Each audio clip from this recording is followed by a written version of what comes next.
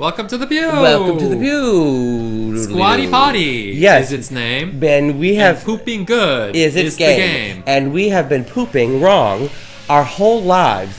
For Ernie, that means almost 60 years. Almost. So Michael didn't realize why he was so constipated until he did a little research and found that he needed. It was heroin. Oh no! He needed a Squatty Potty. I needed a Squatty Potty. So we are going to show the video. We have a video of showing you how to educational video. Educational video showing you how to poop, because Americans, well, everybody apparently has forgotten. We were never taught. We were never taught how to poop, and so we. It's the one thing we don't know how to do. We don't know how to shit. I know how to poop. You know how to poop? Yes. Okay. So I'm doing it right now. Okay. Well, she's roll the video. But you know who sucks at pooping? You do. That's because when you sit on the porcelain throne, this muscle puts a kink in the hose and stops the Ben and Jerry's from sliding out smoothly. Is that a problem? I don't know. Are hemorrhoids a problem? Because sitting at this angle can cause hemorrhoids, bloating, constipation, and a buttload of other crap. And seriously, unicorn hemorrhoids? The glitter gets everywhere. But what happens when you go from a sit to a squat? Voila! This muscle relaxes and that kink goes away faster than Pegasus laying sweet sherbet dookie. Now your colon's open and ready for battle. So that's a wasn't that educational? Should we demonstrate? I think that the unicorn demonstrated. Yeah. Okay. Well, okay. So from poop to vice. Poop to vice. Poop vice. Vice poop. Vice poop. For vice president. Vice poop. Okay. Vice poop. Poop vice. Many of you might have read that exhaustive article. Was it exhaustive or exhausting? It was both. But it was exhaustive and it was exhausting. But I thought was well written. The quality of the writing was I think very good. Yes, it was. It was, I think, and although it wasn't particularly flattering to you. It was, I think, fair in that it was. Parts were gushing and parts were anti-gushing. I don't know what trashing, I guess. Trashing and gushing.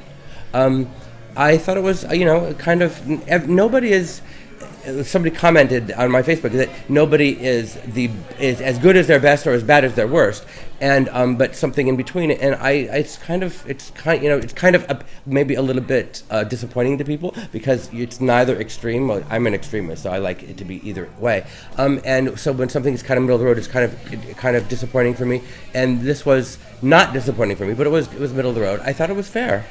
Yeah, I thought that it was so long that if you got tired of reading and stopped reading 2/3 in, you wouldn't get to the bad part because most of the bad part was at the end. Well, but as it would be if you progress, chronologically through the story, the bad part gets to the end. So don't read the end. Because the first time I started reading it, I got tired and then I stopped and I thought, I'll just start again.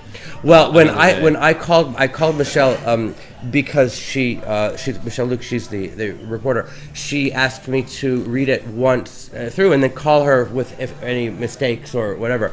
And there were mistakes. She fixed them. Oh, the World War II. There were others too, like Dunkin' Donuts. At one point, it said that I hadn't seen you since 1993, and I wrote her. I didn't. It's like, well, you went to jail in '96. So Yeah. It didn't make sense. I think she fixed it though. Yeah, so she fixed World War II, which was strange, and Dunkin' Donuts. How did World War II come into the article? Because she said that my father met my mother during World War II. Oh. And I was like, my mom was born in 1943, so like. She would have been like one or two, but she fixed all that. And so anyway, so I called her and I said, my mom and dad did not meet at World War II. She said, oh, you're only at that part, huh? Oh, okay. I said, why should I not read on? And she said, no, read. Well. It was nice meeting Michelle Luke, and I can't wait to go clubbing with her. Yeah. We're gonna now that because it wouldn't have been appropriate, it wouldn't have been proper protocol to go palling around with the. Why are you looking like that? You're always palling around with journalists. Oh, but it's not appropriate. Okay. So now that. But you do it anyway. Yes. So now that it's no longer not appropriate, I don't want to do it. Well, I want to do it. Yeah, I'm able to do it.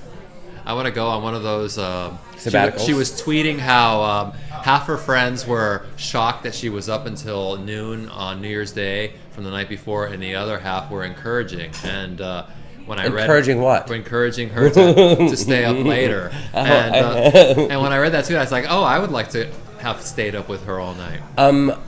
She's in Mexico right now. She just went to the airport. All right, we'll be back. And now a word from our sponsor.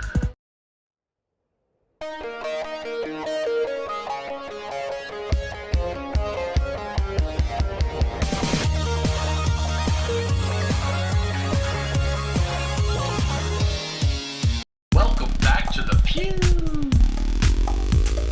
Welcome back to Peeew. Welcome back to Peeew, where this bitch, Jadam, Jahtem, is that how you'd say it? Jadam, wants to know what apartment number I lived in at River Bank West On 43rd Street. And well, you lived in a few apartments there. Yeah, you? Two.